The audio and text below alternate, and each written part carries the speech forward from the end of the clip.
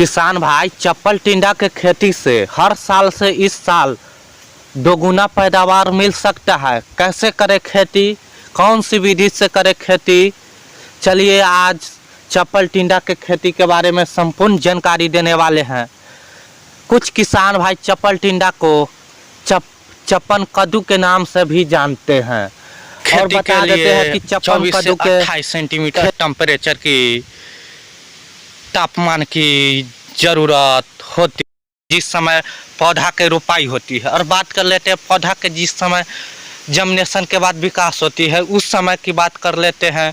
18 से लेके 27 degree temperature की ज़रूरत होती है। अब बात कर लेते हैं इसकी खेती के लिए मिट्टी का पीएच मान कितनी होनी चाहिए। इसकी खेती के लिए पीएच मान, मिट्टी का पीएच मान 6.5 से लेकर 7.5 तक सर्वोत्तम माना गया है।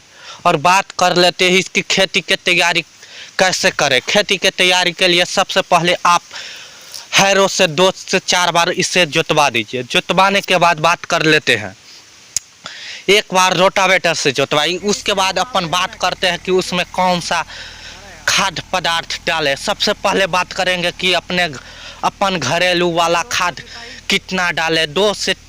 प्रति एकड़ 2 से 4 टेलारी उसमें डाल सकते हैं। जिनके पास घरेलू खाद पदार्थ नहीं होगा तो रासायनिक खाद पदार्थ के बात कर लेते हैं कितना डालना है। सबसे पहले अपन बात करेंगे कि डीएपी 40 kg उसमें डालना है। उसके बाद डीपी सल्फर 5 kg और उसके बाद पोटास जो अधिक काम करता है उसमें पोटास 10 kg डालना है। उसके बाद बात कर लेते हैं प्रति एकड़ 10 kg। और ये कौन सी विधि से करें कि हमें अच्छे से अच्छे लाभ और बीमारियों से मुक्त रहे। तो किसान भाई पैड बना के अपन मल्चिंग विधि से करना उत्तम माना गया है चप्पल टिंडा के खेती। चप्पल टिंडा के बात कर लेते हैं खेती मल्चिंग विधि से बहुत फ़ायदा मिलता है। सबसे पहले आपको खरपतवार देखने के नहीं मिलेगा। उसके बाद जब खरपतवार देखने के नहीं मिलेगा तो इसके रोग भी बहुत थाम हो जा सकता है। जब खरपतवार ही नहीं मिलेगा तो रोग ही नहीं होगा। और बात कर लेते हैं इससे पौधे की पौधा दूरी कितनी होनी चाहिए। चप्पल टिंडे की पौधे से पौधे की दूरी 80 सेंटीमीटर होनी चाहिए। अब बात कर लेती है पैड से पैड की दूरी कितनी होनी चाहिए। किसान भाई पैड से पैड की दूरी 1.5 मीटर होनी चाहिए।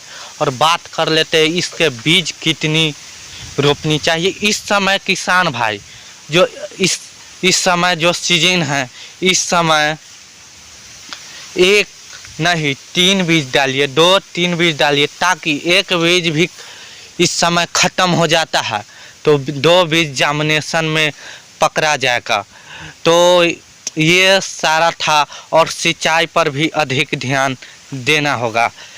तो ये था मेरा चप्पल टिंडा के खेती के बारे में। चप्पल टिंडा की खेती किसान भाई अगले वीडियो में अगले जानकारी के साथ आ रहा हूँ। मैं राधेश्याम कुमार यादव। अगर मेरे YouTube चैनल पर नए हैं किसान भाई तो चैनल को सब्सक्राइब और बेल आइकन नोटिफिकेशन दबाना नहीं भूलें। और मिलते हैं अगले वीडियो में।